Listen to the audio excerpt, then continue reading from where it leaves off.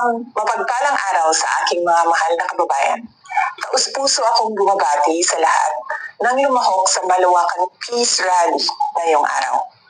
Ito ay isang makapangyarihang pagpapakita ng pagkakaisa at pananampalataya na ang tanging hangad lamang ay kapayapaan tungo sa kaunlaran ng ating bansa.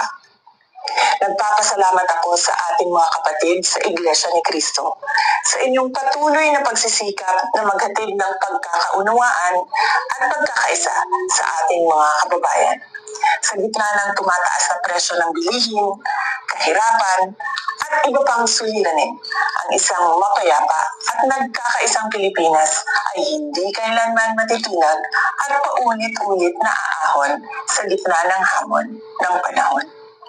Muli, sa aking mga kababayan, maraming salamat sa inyong malasakit sa bayan. Mabuhay ang sambayanang Pilipino.